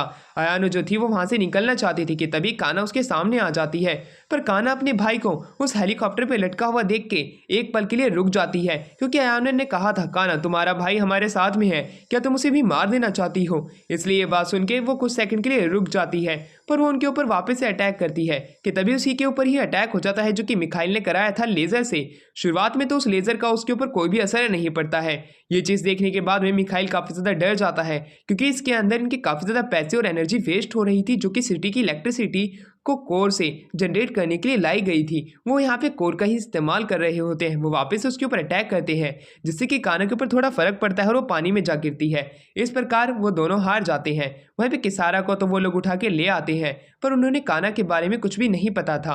वहीं पे शैरन बताती है कि जो हमारी अभी किसारा की हालत है वो काफी ज्यादा गंभीर है, इसकी हार्ट बीट नहीं चल रही है पर ये सांस ले रही है, ब्रेन वेव काम नहीं कर रहा है पर इसका हाथ कभी कभी हिलता है। इस प्रकार से हम डीमन के बारे में अच्छे से नहीं जान सकते हैं। मुझे नहीं पता है कि किसारा कब उठेगी, हम इसके बारे में कुछ नहीं जानते हैं। वहीं वो काना के बारे में बताती है कि जब उसके ऊपर वो लेजर से अटैक हुआ था तो वो पानी के सबसे निचले वाले हिस्से में जा चुकी है और उसे वहाँ से बाहर निकालना मुश्किल है, इसलिए हम नहीं जान सकते हैं कि वो जिंदा है या मर चुकी है। ये बात काफ़ी ज़्यादा हैरान कर देने वाली थी। वहीं सायरन जो थी ये सारी इन्फॉर्मेशन देके वहाँ से जाने लग जाती है, पर जाते जाते हुए वो कहती है कि काना जब 16 साल से इस पियर से वहाँ पे मरी हुई थी, चैनों से जकड़ी हुई थी, तब भी वो जिंदा थी। मुझे लगता है कि वो इस बार भी जिंदा है। हमें जल्द से जल्द कोई ऐसा प्लान बनाना पड़ेगा जो कि काना के आने के बाद भी वो उससे हम इस्तेमाल करके काना को हरा सके, वरना पूरी की पूरी दुनिया खत्म हो जाएगी। क्योंकि यूरोप की जिस संस्था से वो आई है वहाँ के लोग अभी सायरन जैसे और भी ताकतवर लोगों को भेजने लगेंगे, जिसकी वजह से काना की जान खतरे में पड़ सकती है, क्योंकि वो अब एक एस रैंक की डीमन है। ये बात जान के आनो काफ़ी ज़्यादा हैरान होती है। सायरन साथ में ये भी बताती है कि ये जगह जल्द से जल्द तबाह होने वाली है, इसलिए तुम्हें भी यहाँ से निकल जाना चाहिए अगर तुम्हें अपनी जान प्यारी है। दूसरी तरफ मिखाइल जो था इन सारे इंसिडेंट को छिपाने के लिए ऐसे कहने लग जाता है कि हमें अभी एक अंडरग्राउंड वॉल्केनो मिला है जो कि बहुत ही जल्दी ब्लास्ट होने वाला है। इस तरह की न्यूज़ लोगों को काफ़ी ज़्यादा हैरान तो कर देगी, पर इस इंसिडेंट के बारे में कोई और ज़्यादा जानकारी भी नहीं मांगेगा। और दूसरी तरफ वो एक ऐसा प्लान बनाने लग जाते हैं जो कि काना को रोकने में सक्षम हो, यानी कि शू की सिस्टर को। पर दूसरी तरफ लिम्फा कहने लग जाती है कि शू की सिस्टर एक हाफ डीमन है और एक हाफ ह्यूमन है। अगर वो अपनी ह्यूमन फॉर्म को और भी ज़्यादा ताकतवर कर लेती है तब हम आसानी से उसकी मदद से और भी डीमंस को मार सकते हैं, क्योंकि शू की सिस्टर फिर हमारी साइड में हो जाएगी। पर वो इस चीज़ का खतरा नहीं ले सकते हैं, क्योंकि अगर वो जिंदा बच जाती है और उसके ऊपर डीमन अभी भी हावी रहता है तब लोग ही मारे जाएंगे। काफ़ी सारे हंटर्स तो ये बात करने लग जाते हैं कि अब तो हमने काफ़ी सारे पैसे कमा लिए हैं, मुझे नहीं लगता है कि अब हमें काफ़ी और समय तक यहाँ रुकना चाहिए, क्योंकि एस रैंक का जो डीमन है वो काफ़ी ज़्यादा ताकतवर है, वो हमें कभी भी खत्म कर सकता है। इस सिटी में रहना मतलब कि अपनी मौत को गले लगाना है। पर तभी उनमें से एक बंदा जो था वो कहता है कि इस सिटी ने हमें काफ़ी कुछ दिया है, मैं इस सिटी को अबैंडन करके नहीं जाना चाहता हूँ, मैं यहाँ पर रह के यहाँ के लोगों की रक्षा करना चाहता हूँ। उसकी बात किसी को भी मोटिवेट कर देने वाली थी, पर इन हंटर्स के अंदर तो कोई दिलो दिमाग ही नहीं था। वो कहते हैं हमारे अंदर ह्यूमैनिटी नाम पे कोई चीज़ नहीं है, हमें सिर्फ पैसों से प्यार है, इसलिए हम अमेरिका जा रहे हैं, वहाँ पे जाके अब हम अच्छे पैसे कमाएंगे। तो दूसरी तरफ हमें दिखाया जाता है कि कैसे शू जो था वो अब कैसरा के पास आता है और कैसरा से कहता है कि अगर तुम वापस से जिंदा हो जाती हो तो मैं डेमन हंटिंग का काम छोड़ दूंगा, मैं एक नॉर्मल ड्यूटी करने लग जाऊंगा जहाँ पे कि मैं लोगों की घर की बिजलियाँ सुधारूंगा। प्लीज़ तुम वापस से लौट आओ मेरी ज़िंदगी के अंदर। अब मेरी ज़िंदगी में सिर्फ तुम ही हो मेरी फैमिली के बाद में, मैं तुम्हें खोना नहीं चाहता हूँ। इस बात को सुन के वहाँ पे कैसर जो थी वो वापस से जिंदा हो जाती है। वो अपना हाथ उसकी गाल पे रखते हुए कहती है कि तुम चिंता मत करो, मैं हमेशा तुम्हारे साथ ही रहूंगी, चाहे तुम कुछ भी करो। ये बात तो सुनकर शू से गले से लगा लेता है। वो काफ़ी ज़्यादा खुश था कि कैसर जो थी वो वापस से जाग चुकी है, यानी कि उसकी लाइफ के अंदर भी एक रोशनी है जिसको कि वो देख के आगे चल सकता है। ये दोनों की बातें काफ़ी ज़्यादा किसी को भी इमोशनल कर देने वाली थी। वहीं पे कैसर जो होती है वो कहने लग जाती है तो अब तुमने क्या सोचा है, अब हमें क्या करना चाहिए। जिसके ऊपर शू कहता है कि मैं यहाँ से जाने की प्लानिंग कर रहा हूँ इस सिटी से काफ़ी ज़्यादा दूर, जहाँ पे कि हम दोनों आराम से रह सकें। कैसर जो थी उसकी ये सारी बातें सुन के काफ़ी ज़्यादा उदास होने लग जाती है। वो इस सिटी से बाहर नहीं जाना चाहती थी क्योंकि वो शू की सिस्टर काना को बचाना चाहती है, क्योंकि शू की फैमिली में अभी एक ही वही जिंदा है जिसे कि वो अबैंडन करने जा रहा है। साथ में उसे ये बात भी बता देती है कि जो उसकी बहन काना है वो भी अपनी सारी की सारी मेमोरीज उससे शेयर करती है, क्या कि वो एक दूसरे को किस करने लग जाते हैं। अब हम पास्ट में आते हैं जहाँ पे कि हमें दिखाया जाता है कि कैसे हमारे शू के पास वो सारी मेमोरीज आने लग जाती है जो कि कैसारा ने उससे ली थी, जिसके अंदर हमें ये दिखाया जाता है कि कैसे हमारी अयानो और साथ ही साथ में जो हमारा शू था वो गर्लफ्रेंड बॉयफ्रेंड थे, पर हमारा जो शू था वो गीगा चाइल्ड की तरह कहता है मुझे पावरफुल बनना है, इसलिए मुझे अलग अलग जर्नी पे जाना पड़ेगा, इसलिए मैं चाहता हूँ कि हम काफ़ी समय तक अपनी बातें बंद कर दें। ये बातें सुन के अयानो काफ़ी ज़्यादा घबरा जाती है, क्योंकि वो अयानो के साथ रहता तो वो सिर्फ लो डीमन से ही फाइट कर रहा था। अब उसका समय आ चुका है जब उसे ताकतवर बनना था। इसी दौरान वो अपनी जर्नी पे निकलता है जहाँ पे वो सैराना से मिलता है। जैसे ही वो उससे मिलता है यानी कि उसी बैडी नन से, वो उससे बात करने लग जाता है और उससे वो एक पैक्ट साइन करवा लेता है जिससे कि वो डीमन के पैसे इकट्ठा करेगा, ना कि डीमंस को। पर ये बात वो झूठ बोल रहा था क्योंकि उसे तो पावर चाहिए थी जो कि डीमन से एक कॉन्ट्रैक्ट साइन करके ही मिलेगी। दोनों अपनी इस जर्नी के लिए तैयार हो जाते हैं। वो अलग अलग जगहें जाते हैं जहाँ पे कि वो डीमंस का पता लगा रहे होते हैं जो कि ताकतवर डीमन जो कि सील हो चुके थे। उसी बीच उन्हें कैसरा वहाँ पे मिलती है। कैसरा से वहाँ पे हमारा शू जो है वो एक पैक्ट साइन करना चाहता था जिससे कि वो ताकतवर बन सके और अपनी फैमिली के बारे में पता लगा सके कि आखिरकार उन्हें किसने मारा है, क्यों मारा है और आखिरकार इससे क्या होगा। वो कैसरा को आज़ाद कराने लगता है और उसी बीच वो कॉन्ट्रैक्ट साइन करने के लिए अलग अलग तरह की बुक्स पढ़ने लग जाता है। उसी बीच उसे एक ऐसी चीज़ मिल जाती है पर उसे ट्रेड करने के लिए कोई चीज़ चाहिए थी। वो अपनी सोल ट्रेड करेगा या अपने ऑर्गन्स या अपनी मेमोरीज, जिसे वो मेमोरीज सेल करना चाहता था उसके साथ में ट्रेड के रूप में। पर ये कॉन्ट्रैक्ट के अंदर एक चीज़ थी कि ये कॉन्ट्रैक्ट जब ही होगा जब वो दोनों आपस में किस करेंगे। जैसे ही वो किस करेंगे, यहाँ पे कैसेरा के पास में उसकी पावर आ जाएगी और वो उसकी हेल्प करेगी। अब वहाँ से हमारा शो से अपनी सिटी में ले आता है और एक एक करके वो डीमंस को हंट करने लग जाता है। उसे एक चीज़ ये पता थी कि अगर वो अयानो के साथ में रहता तो ह्यूमंस की पावर की भी एक लिमिट होती है, पर डीमंस की पावर की लिमिट नहीं होती। एक एक करके वो उसके साथ में ट्रेड करता अपनी मेमोरीज का, जो कि 3 दिन की मेमोरीज थी, उसको एक बार समन करने की। इसलिए वो काफ़ी ज़्यादा बेहोश होने लग जाता था अपनी फाइट के बीच में। अयानो जानना चाहती थी कि आखिरकार वो ऐसा क्यों कर रहा है, जिसके बारे में उसे एक चीज़ बता देता है कि जब उसने कैसेरा के साथ में ट्रेड किया था, ये काफ़ी ज़्यादा हैरान कर देने वाला था। पर तभी उसे वहाँ पे अपना लाइसेंस भी मिल चुका था एक सिंगल हंटर का, और वो अयानो से बात करते हुए कहने लग जाता है कि अब मैं उसी के ही साथ में रह रहा हूँ, यानी कि कैसेरा के साथ में। अयानो कहती है अगर तुम कैसेरा के साथ में रह रहे हो तो शायद से हम गर्लफ्रेंड बॉयफ्रेंड बन के नहीं रह सकते हैं। उसकी इस तरह की बात को सुन के हमारा जो शू था गीगा चैट की तरह कहता है ये चीज़ मैं पहले से ही जानता था, इसलिए मैं तुमसे ब्रेकअप करना चाहता हूँ, क्योंकि मैं कैसेरा के साथ हमेशा रहूँगा जब तक कि मैं अपने गोल तक नहीं पहुंच जाता हूं। इस तरह की बात किसी को भी हैरान कर देने वाली थी, सबसे ज़्यादा तो उसे, जो कि हमारे शू की ही गर्लफ्रेंड थी, क्योंकि वो उसे साफ साफ उसकी ज़िंदगी से निकल जाने के लिए कह रहा था। उसका हाथ पकड़ते हुए कहता है तो अब मैंने तुम्हें एक चीज़ बताने के बारे में सोचा है। जब मैंने उनसे कॉन्ट्रैक्ट साइन किया था वहाँ पे मैंने काफ़ी सारे रूल्स भी लगाए थे। वो रूल्स अलग अलग तरह के थे, जो कि काफ़ी ज़्यादा बेसिक थे, जहाँ पे कि हमारी अपनी एक लिमिट होती थी कि हम सामने वाले से कितना इंटरेक्ट कर सकते हैं और किस प्रकार हमें बात करनी है, किस प्रकार हमें इज्जत देनी है, यानी कि बेसिक रूल थे। उसी बीच हमारे शो ने एक बहुत ही ज़्यादा तेज़ दिमाग चलाया था कि उसके अंदर कुछ ऐसे हिडन रूल्स थे जो कि उसने बहुत ही छोटे रूप में लिख रखे थे। पर उसे क्या पता था जो हमारी डीमन थी, यानी कि हमारी कैसेरा, वो उससे भी ज़्यादा समझदार थी। वो इतनी ज़्यादा फ्री थी कि उसने एक ही दिन में वो सारी बुक पढ़ डाली। शुरुआत में तो रूल्स से काफ़ी ज़्यादा बेसिक लग रहे थे, पर कुछ पन्नों के अंदर कुछ हिडन रूल्स भी थे जिन्हें कि वो अपनी पावर की मदद से बड़ी ही आसानी से पढ़ पा रही थी। जिसमें से वो एक रूल जो कि उसे काफ़ी ज़्यादा छोटा लग रहा था, वो उसे बड़ा करने लग जाती है, और उसे जब वो धीरे धीरे करके बड़ा करती है तब वो उसे पढ़ पाती है कि वो रूल ये था कि जब चाहे हमारा शू जो है उसके साथ में कॉन्टैक्ट कैंसिल कर सकता है जब उसका मन करेगा, और उसका मन कभी भी कर सकता है, और वो इसके बीच में कोई ऑब्जेक्शन भी नहीं उठा सकती है। जब वो ये कॉन्ट्रैक्ट के ऊपर, रूल्स के ऊपर भी साइन करने ही वाले थे, वहाँ पे हमारा शू जो होता है वो कहता है तो तुमने रूल्स तो पढ़ ही लिए हैं, तो मैं चाहता हूँ कि हम दोनों कॉन्ट्रैक्ट साइन कर दें, जिसके ऊपर वो मान जाती है। शुरुआत में तो शू ने ये कॉन्ट्रैक्ट रखा था, जैसे वो कॉन्ट्रैक्ट साइन करेंगे हमारी जो कैसेरा है उसको उसके सर के ऊपर हाथ रखना पड़ेगा जिससे कि कॉन्ट्रैक्ट साइन होगा, पर उसने उन रूल्स को बदल दिया। जब वो उसे किस करेगा तभी यहाँ पे उसे पावर मिलेगी। ये चीज़ काफ़ी ज़्यादा हैरान कर देने वाली है। वहीं शू को एक चीज़ ये बाद में रियलाइज़ होती है कि यहाँ पे हमारी कैसेरा ने उन रूल्स बुक के अंदर काफ़ी ज़्यादा छेड़छानी कर दी है। जो कोई भी रूल उसने बनाए थे, जो कि उससे हिडन करके रखे हुए थे, उसने उस रूल्स को वापस से पढ़ना शुरू कर दिया था और उनके अंदर वापस से उन्होंने रूल्स को एडिट कर दिए थे। यानी कि कैसेरा ने अपनी मन मर्जी के रूल्स भी उसमें ऐड कर दिए थे, जिसमें से एक रूल तो ये था कि जब कैसेरा अपने मन से हमारे शू को किस करेगी तब ये कॉन्ट्रैक्ट कैंसिल हो जाएगा और जितनी भी हमारे शू की मेमोरीज थी वो सारी की सारी शू के पास में वापस से लौट आएगी। और इसके ऊपर उन्हें कॉन्ट्रैक्ट साइन भी कर लिया है। शू ये बात जान के काफ़ी ज़्यादा हैरान था कि आखिरकार कैसेरा इतना ज़्यादा तेज़ दिमाग कैसे चला सकती है उसके बगैर जाने बिना। और वहीं दूसरी तरफ प्रेजेंट टाइम के अंदर कैसेरा ने उसे किस कर दिया था। इसी वजह से कैसेरा की जितनी भी मेमोरीज थी वो सारी की सारी चली जाती है, क्योंकि कॉन्ट्रैक्ट के अंदर उसने ऐसा लिखा था कि जब वो खुद से कॉन्ट्रैक्ट कैंसिल करेगी जब शू की सारी मेमोरीज शू के पास में चली जाएगी। शू काफ़ी ज़्यादा दुखी हो जाता है कि कैसेरा ने ऐसा क्यों किया। दूसरी तरफ काना भी जाग चुकी हुई होती है। काना जो होती है धीरे धीरे करके ह्यूमन सिटी की तरफ बढ़ने लग जाती है। वो यहीं से अपनी एक फायर ब्लास्ट कर देती है जो कि एयरपोर्ट को तबाह कर देता है। न्यूज़ में इन सारी न्यूज़ को कवर किया जा रहा होता है। मिखाइल जानना चाहता था कि अब आखिरकार इंसानियत बचेगी या नहीं बचेगी।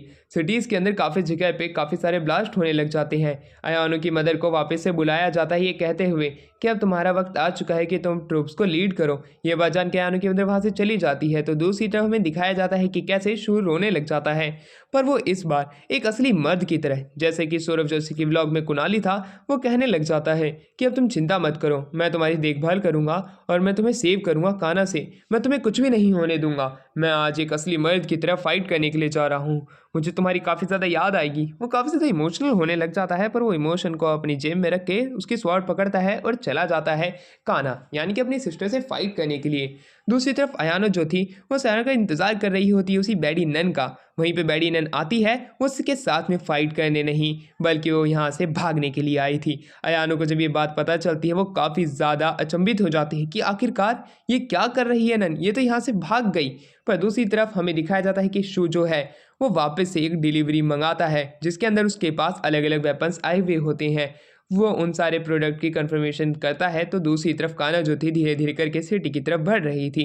पर सिटी के शोर के पास में ही काफ़ी सारे टैंक्स जो थे वो काना को रोकने के लिए आए हुए थे, जहाँ पे कि वो उस पर एक एक करके ब्लास्ट करने लग जाते हैं। पर उसके पास में एक ऐसी प्रोटेक्टिव शील्ड थी जो कि उसे बड़ी ही आसानी से इन वार से बचा रही होती है और वो वहाँ पे उसका कुछ भी नहीं बिगाड़ पा रहे होते हैं। ये देखने के बाद में सारे लोग काफ़ी ज़्यादा हैरान होते हैं। काना जो होती है उनके ऊपर भी अटैक करने लग जाती है और वहीं दूसरी तरफ अयानो की मदर जो थी अयानो को अपने रॉकेट लॉन्च करने की इजाज़त दे देती है क्योंकि उसी की ही मदद से वो उसे रोक सकते हैं, वरना वो उसे नहीं रोक पाएंगे। वापस से काफ़ी सारे रॉकेट जो थे लॉन्च किए जाते हैं पर काना का वो अभी भी कुछ भी नहीं बिगाड़ पा रहे होते हैं, उसके ऊपर ज़रा सी भी खरोच नहीं होती है कि तभी अयानो पीछे से आती है जिसके पास में एक रॉकेट लॉन्चर होता है। वो रॉकेट लॉन्चर काफ़ी ज़्यादा खतरनाक था, वो अपग्रेड वर्जन था जो कि वहाँ पे काना की शील्ड को ब्रोक कर देता है। काना ये देखने के बाद में काफ़ी ज़्यादा हैरान होती कि उसकी शील्ड टूट चुकी है, इसलिए वो सबसे पहले अयानो के ऊपर अटैक करने के लिए आगे बढ़ती है। अयानो उसके अटैक से बचने के लिए एक टैंक के पीछे जाती है, वो बाल बाल बचती है। उसकी आसपास की जगहें तो काफ़ी ज़्यादा तबाह हो चुकी थी पर आखिरकार वो बच जाती है। वहीं दूसरी तरफ हमें दिखाया जाता है कि काना जब बाकी सारे टैंक्स के ऊपर अटैक कर रही थी उसके पास एक अपॉर्चुनिटी थी अयानो को मारने की। वो उसे जैसे ही मारने के लिए जाती ही है कि तभी अयानो पीछे पलटती है, अपनी गन से उसके ऊपर फायर करने लग जाती है। काना के पास सही मौका तो उसे मारने का, वो जैसे ही उसके ऊपर अटैक करने के लिए आगे बढ़ती है कि तभी अयानो को बचाने के लिए वहाँ पे हमारे बीच में शू आ जाता है। शू जैसे ही वहाँ पे आता है काना का अटैक को बड़ी आसानी से रोक लेता है। काना को अटैक को रोकने के लिए वो अपने सर्वर बोर्ड का इस्तेमाल करता है, उसे लेके भाग जाता है। ये चीज़ देखने के बाद में काना काफ़ी ज़्यादा हैरान होती है और उसी दौरान वहाँ पे जितने भी सेना थी उन सभी को मार देती है काना।